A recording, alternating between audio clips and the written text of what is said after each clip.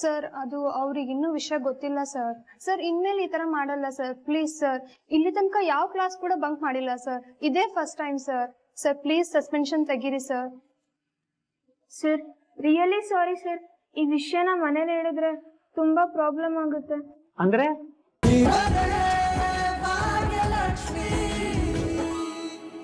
ಸುನಂದ ಅವ್ರು ಏನ್ ಹೇಳ್ತಾ ಇದ್ದೀರಾ ನೀವು? ಹೌದು, ಆದಿ ಅವ್ರಿಗೆ ಫೋನ್ ಮಾಡೋದು ಬೇಡ ಅಂತ ಹೇಳ್ತಾ ಇದ್ದೀನಿ. ಸುನಂದ ಏನಾಯ್ತು? ಆದಿಗ್ ಫೋನ್ ಮಾಡ್ಬೇಡಿ ಅಂದ್ರೆ ಏನ್ ಅರ್ಥ? ಅವನಿಗೆ ಫೋನ್ ಮಾಡಿದ್ರೆ ಎಲ್ಲ ಸರಿ ಹೋಗುತ್ತೆ. ದೀಪ್ತಿ ಅಮ್ಮ, ಏನ್ ಮಾಡಿದ್ರೆ ಏನಾಗತ್ತೆ ಅಂತ ದಯವಿಟ್ಟು ನಿರ್ಧಾರ ಮಾಡಕ್ ಹೋಗ್ಬೇಡಿ. ನಿಮ್ ನಿರ್ಧಾರದಿಂದನೇ ಇಷ್ಟೆಲ್ಲ ಆಗಿರೋದು. ನನ್ ನಿರ್ಧಾರನ ನಾನೇನ್ ಮಾಡ್ದೆ? ಸವಾಲ್ ಬೇಡ ಅಂತ ಎಷ್ಟು ಸಲ ಹೇಳ್ದೆ, ಭಾಗ್ಯನ ಹತ್ರನೂ ಕೇಳ್ಕೊಂಡೆ, ಆದ್ರೆ ಅವಳು ನನ್ ಮಾತೆ ಕೇಳಲಿಲ್ಲ. ಮೊದ್ಲು ನೀವು ಬೇಡ ಅಂದ್ರಿ, ಆಮೇಲೆ ಅವಳ ಜೊತೆ ಸೇರ್ಕೊಂಡು ನೀವು ಜೈ ಅಂದ್ಬಿಟ್ರಿ. ಭಾಗ್ಯನ ಹತ್ರ ಹೇಳಿದ್ರೆ ಅತ್ತೆನೇ ಏನು ಹೇಳ್ತಾ ಇಲ್ಲಮ್ಮ ಅಂತ ನನ್ ಮೇಲೆನೆ ರೇಗಾಡ್ಬಿಟ್ಲು.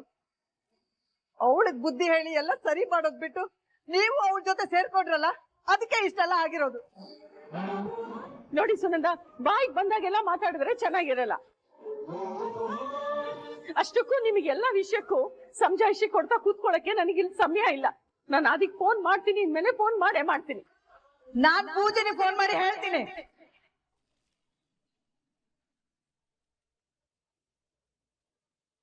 ಏನಂದ್ರಿ ಸುನಂದ ನೀವು? ಪೂಜೆಗೆ ಯಾಕೆ ಫೋನ್ ಮಾಡ್ತೀರಿ? ಯಾಕೆ ಅಂದ್ರೆ ಇಲ್ಲಿ ಏನಾಗಿದೆ ಅಂತ ಅವಳಿಗೆ ಗೊತ್ತಾಗೋದ್ ಬೇಡವಾ? ಅಯ್ಯೋ ಸುನಂದ, ನಿಮಗ್ ನಾ ಹೇಳಿದ್ ಯಾಕೆ ಅರ್ಥ ಆಗ್ತಿಲ್ಲ? ನೀವು ವಿಷಯನ ಪೂಜಂಗೆ ಹೇಳಿದ್ರೆ ಪೂಜಾ ತಗೊಂಡೋಗಿ ಕಿಶನ್ಗೆ ಹೇಳ್ತಾಳೆ, ಕಿಶನ್ ಮನೆಯವ್ರಿಗೆಲ್ಲ ಹೇಳ್ತಾನೆ. ಅಂದ್ಮೇಲೆ ವಿಷಯ ಮನೆಯವ್ರಿಗೆಲ್ಲ ಗೊತ್ತಾಗತ್ತೆ, ಸಮಸ್ಯೆ ಪರಿಹಾರ ಆಗಲ್ಲ. ಕಾಮತ್ ಸರ್ಗೆ ಆದಿ ಇಷ್ಟು ದಿವಸ ನಮ್ಮನೇಲಿದ್ದ, ನಮ್ ಥರಾನೇ ಜೀವನ ಮಾಡ್ದ ಅಂತ ಗೊತ್ತಾಗೋದ್ರೆ ಅವರು ನಮ್ ಬಗ್ಗೆ ಏನ್ ತಿಳ್ಕೊಳಲ್ಲ. ಇವಾಗ ಯೋಚನೆ ಮಾಡಿದ್ರೆ ಏನು ಪ್ರಯೋಜನ ಇಲ್ಲ ಬಿಕ್ತಿ ಅಮ್ಮ. ಮಾಡೋ ತನಗೆ ಯೋಚನೆ ಮಾಡಿದ್ರೆ ಎಲ್ಲ ಸರಿಯಾಗಿರೋದು. ಅಯ್ಯೋ ದೇವ್ರೆ, ಏನಾಗಿದೆ ಸುನಂದ ನಿಮಗೆ? ಈಗ ಆಗಿರೋ ಸಮಸ್ಯೆಯಿಂದ ಮೊದಲು ಆಚೆ ಬರೋಣ ಅಂದ್ರೆ ನೀವು ಹೊಸದಾಗಿ ಇನ್ನೇನೋ ಶುರು ಮಾಡ್ಕೊಂಡ್ರಲ್ಲ. ಇಲ್ಲೋಡಿ, ಯಾವ್ದೇ ಕಾರಣಕ್ಕೂ ಪೂಜೆಗೆ ಈ ವಿಷಯ ಗೊತ್ತಾಗ್ಕೂಡ್ದು. ಹೌದು ಸುನಂದ ಅವ್ರೆ, ಕುಸುಮ ಹೇಳ್ತಾರೋ ಸರಿಯಾಗಿ ಇದೆ. ಆದಿ ಜೀವನದಲ್ಲಿ ಇಷ್ಟೆಲ್ಲ ಆಗಿದೆ ಅಂತ ಗೊತ್ತಾದ್ರೆ ಎಷ್ಟು ಸಮಸ್ಯೆ ಆಗತ್ತೆ ಗೊತ್ತಾ? ಅದರಿಂದ ಪೂಜಾಗೆ ತುಂಬಾ ತೊಂದರೆ ಆಗ್ಬೋದು.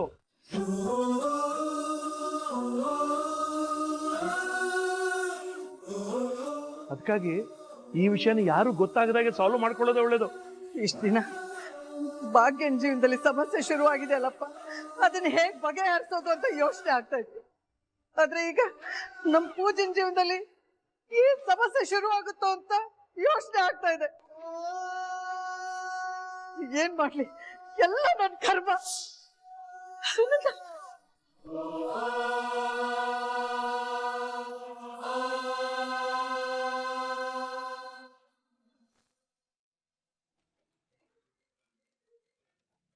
ಅರೆ, ಗೆಳತಿ ಕಾಲ್ ಮಾಡ್ತಿದ್ದಾರೆ. ಹಾ ಹೇಳಿ ಗೆಳತಿ. ವಾಟ್? ಪೊಲೀಸಾ? ಸರಿ, ನಾನು ಈಗಲೇ ಹೊರಡ್ತಾ ಇದ್ದೀನಿ.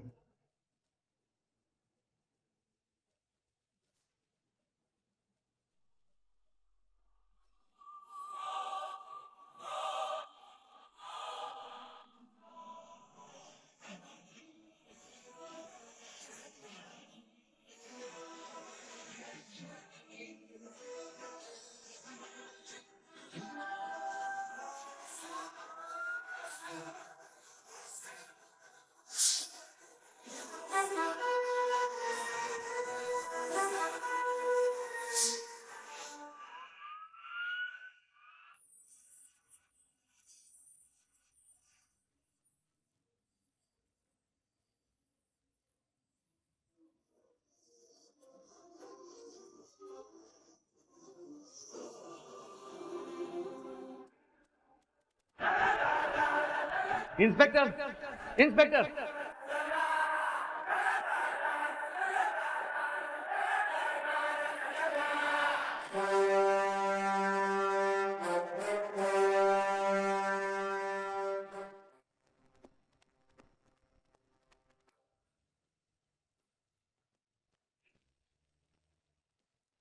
ನೋಡಿದ್ರೇನ್ರಿ?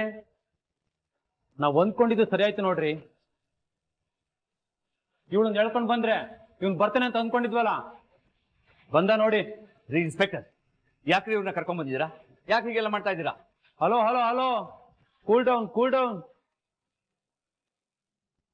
ನೀನೇನ್ ದೊಡ್ಡ ಸಾಧಕ ಅಲ್ಲ, ಕಳ್ಳ ನೀನು. ನೀನ್ ನನ್ನ ಹತ್ರ ಯಾಕೆ ಹೀಗ್ ಮಾಡಿದ್ರಿ, ಯಾಕೆ ಹಾಗೆ ಮಾಡಿದ್ರಿ ಅಂತ ಕೇಳೋ ರೈಟ್ಸ್ ಇಲ್ಲ. ಕಳ್ಳನ? ಏನ್ ಮಾತಾಡ್ತಾ ಇದ್ದೀರಾ ನೀವು? ನೀವ್ ಯಾಕೆ ಹೀಗೆಲ್ಲ ಮಾತಾಡ್ತಾ ಇದ್ದೀರಾ ಅಂತ ನನ್ಗೆ ಅರ್ಥ ಆಗ್ತಾ ಇಲ್ಲ. ಸರಿ ಸರ್, ನಿಮ್ಗೆ ಇನ್ವೆಸ್ಟಿಗೇಷನ್ ಮಾಡ್ಬೇಕು ಅಂತಂದ್ರೆ ನನ್ನ ಮಾಡಿ, ಭಾಗ್ಯ ಅವ್ರನ್ನ ಬಿಟ್ಬಿಡಿ. ಈ ತರ ಹೆಣ್ಮಕ್ಳನ್ನ ಸ್ಟೇಷನ್ ಅಲ್ಲಿ ಉಳಿಸ್ಕೊಳ್ಳೋದು ಸರಿಯಲ್ಲ. ಓ ಹೌದಾ? ಛೇ, ಇಷ್ಟು ವರ್ಷ ಸರ್ವಿಸ್ ಮಾಡಿ ಈ ರೂಲ್ಸ್ ರೆಗ್ಯುಲೇಷನ್ಸ್ ನನಗೆ ಗೊತ್ತಿರ್ಲಿಲ್ಲ ನೋಡು. ನೋಡೋ, ಹೆಣ್ಮಕ್ಳನ್ನ ಸುಮ್ನೆ ಸ್ಟೇಷನ್ ಅಲ್ಲಿ ಕೂರ್ಸ್ಕೊಳಂಗಿಲ್ಲ, ಅದು ನನಗೂ ಗೊತ್ತು. ಆದ್ರೆ ಕಳ್ತನಕ್ಕೆ ಸಪೋರ್ಟ್ ಮಾಡಿದಾಳೆ ಅಂದಾಗ ನಾವು ಕೂರ್ಸ್ಕೊಳ್ಳೇಬೇಕಾಗತ್ತೆ. ಈ ಕಳ್ತನದಲ್ಲಿ ಇವಳದು ರೋಲ್ ಇದೆ. ನೀವ್ ಯಾವ ಕಳ್ತನದ ಬಗ್ಗೆ ಮಾತಾಡ್ತಾ ಇದ್ದೀರಾ? ನಿನಗೆಲ್ಲ ಗೊತ್ತು ಅಂತ ನನಗೆ ತುಂಬಾ ಚೆನ್ನಾಗಿ ಗೊತ್ತು, ಆದ್ರೂ ಹೇಳ್ತೀನಿ ಕೇಳು.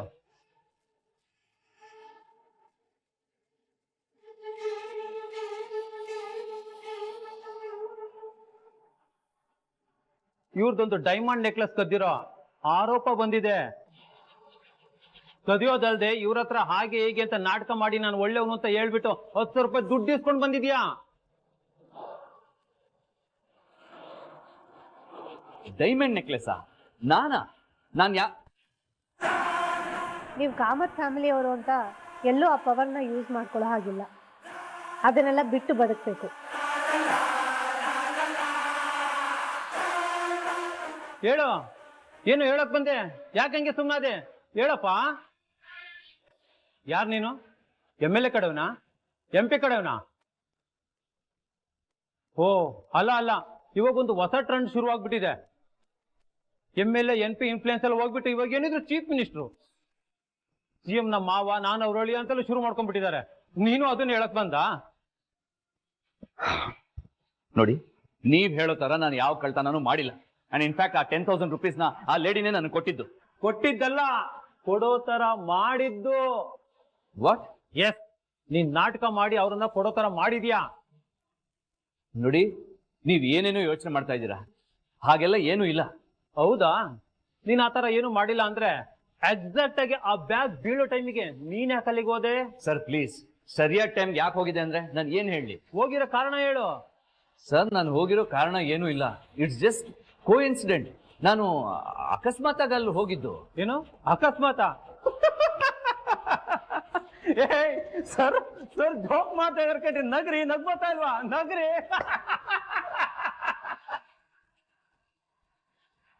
ಸರ್, ನಾನು ಜೋಕ್ ಮಾಡ್ತಾ ಇಲ್ಲ, ಇರೋದನ್ನೇ ಹೇಳ್ತಾ ಇದ್ದೀನಿ.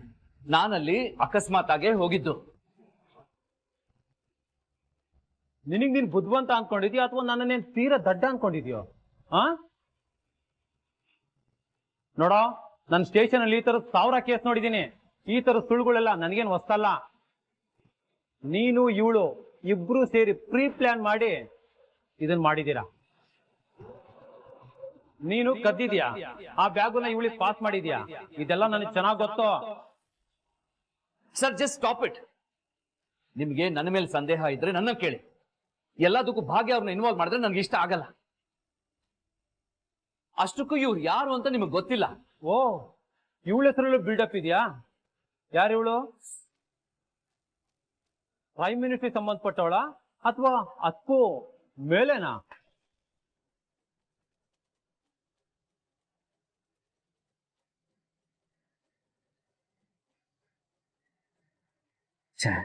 ನಾನು ನನ್ನ ಐಡೆಂಟಿಟಿನ ಯೂಸ್ ಮಾಡಲಿಲ್ಲ ಅಂದರೆ ಇದರಿಂದ ಹೊರಗೆ ಬರೋದು ಕಷ್ಟ ಆಗುತ್ತೆ. ಇದೇ ಥರ ನಾನು ವಾದ ಮಾಡ್ತಾ ನಿಂತರೆ ಜೋಕರ್ ಥರ ಕಾಣಿಸ್ತೀನಿ.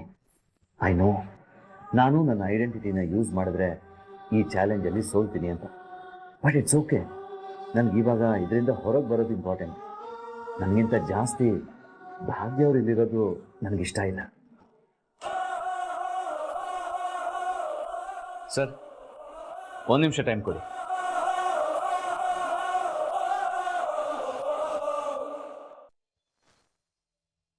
ನಾನು ಬಂಕ್ ಹಾಕೋದೆಲ್ಲ ಬೇಡ ಅಂತ, ಎಂಜಾಯ್ ಮಾಡೋಣ ಅದು ಇದು ಅಂತ ಹೇಳ್ದೆ. ಇವಾಗ ನೋಡು ಏನಾಯ್ತು, ಸಸ್ಪೆಂಡ್ ಮಾಡಿ ಹಾಕಿದಾರೆ. ತಲೆ ಕೆಡ್ಸ್ಕೊಬೇಡ ತನ್ವಿ, ಏನೋ ಒಂದ್ ಮಾಡೋಣ. ನಿಮ್ಮೆಲ್ಲರ ಮನೆಯವ್ರ ತರ ಅಲ್ಲ ಕಣ್ರೆ ನಮ್ಮ ಮನೆಯವರು. ಅವ್ರಿಗೇನಾದ್ರೂ ಈ ವಿಷಯ ಗೊತ್ತಾದ್ರೆ ಅಷ್ಟೇ. ತನ್ವಿ ನೋಡು, ನಮ್ಮ ಮನೇಲೂ ಸಮಸ್ಯೆ ಇದೆ. ಈ ತರ ಟೆನ್ಷನ್ ಮಾಡ್ಕೊಂಡ್ರೆ ಏನು ಯೂಸ್ ಇಲ್ಲ. ಹೌದು, ಪ್ರಿನ್ಸಿಪಲ್ ಸರ್ ಹತ್ರ ಹೋಗಿ ಒಂದ್ಸಲ ರಿಕ್ವೆಸ್ಟ್ ಮಾಡ್ಕೊಳ್ಳೋಣ. ನಾವ್ ಮಾಡಿರೋ ತಪ್ಪನೆಲ್ಲ ಒಪ್ಕೊಳ್ಳೋಣ, ಖಂಡಿತ ಓಕೆ ಅಂತಾರೆ. ಓಕೆ ಅಂದಿಲ್ಲ ಅಂದ್ರೆ ಏನ್ ಮಾಡೋದು? ಹೋಗಕ್ ಮುಂಚೆನೆ ನೆಗೆಟಿವ್ ಥಾಟಾ? ಈ ತರ ಭಯ ಪಟ್ಕೊಂಡ್ರೆ ಆಗಲ್ಲ. ಸ್ವಲ್ಪ ಧೈರ್ಯ ತಗೋ, ಹೇಗಾದ್ರೂ ಮಾಡಿ ಇವತ್ತು ಕನ್ವಿನ್ಸ್ ಮಾಡೋಣ. ಬನ್ನಿ.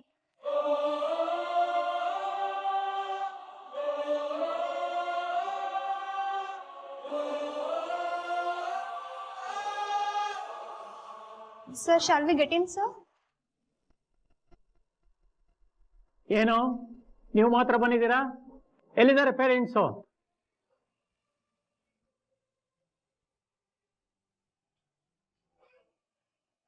ಸರ್, ಅದು ಅವ್ರಿಗೆ ಇನ್ನೂ ವಿಷಯ ಗೊತ್ತಿಲ್ಲ ಸರ್. ಸರ್, ಇನ್ಮೇಲೆ ಈ ತರ ಮಾಡಲ್ಲ ಸರ್, ಪ್ಲೀಸ್ ಸರ್.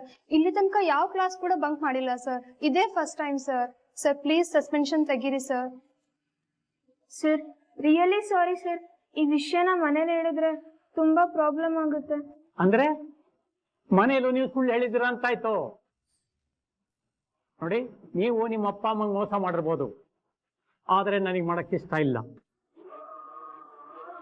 ನೋಡಿ, ಅವ್ರು ಕಷ್ಟಪಟ್ಟು ಕೆಲಸ ಮಾಡಿ ಸಂಪಾದನೆ ಮಾಡಿ ಫೀಸ್ ಕಟ್ಟೋದು ನೀವು ಚೆನ್ನಾಗಿ ಓದ್ಲಿ ಅಂತ. ಈ ತರ ಸುಳ್ಳು ಹೇಳ್ಕೊಂಡು ಬಂಕ್ ಮಾಡಿ ಊರೆಲ್ಲ ಸುತ್ತಾಡ್ಲಿ ಅಂತಲ್ಲ.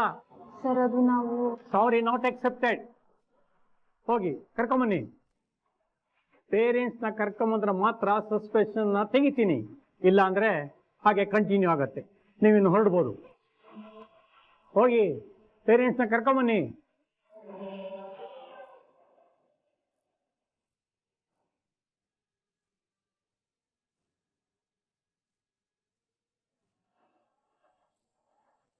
ಏನ್ರೆ ಮಾಡೋದೀಗ?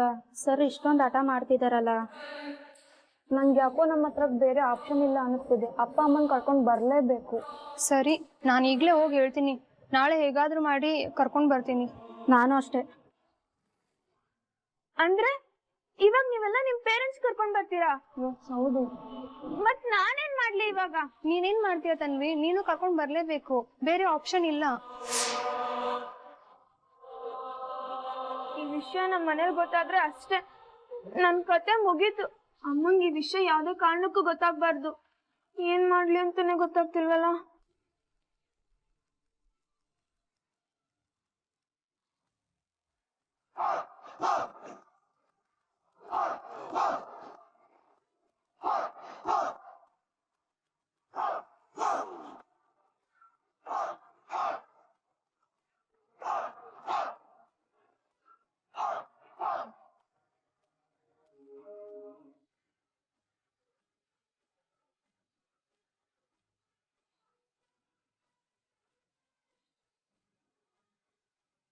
ಸರ್, ನೀವು ಆವಾಗ್ಲಿಂದ ನನ್ನನ್ನು ಯಾರು ಅಂತ ಕೇಳ್ತಾ ಇದ್ರಲ್ಲ, ಇನ್ನೊಂದು ಸ್ವಲ್ಪ ಟೈಮ್ ಕೊಡಿ, ನಾನು ಯಾರು ಅಂತ ನಿಮ್ಗೆ ಗೊತ್ತಾಗುತ್ತೆ.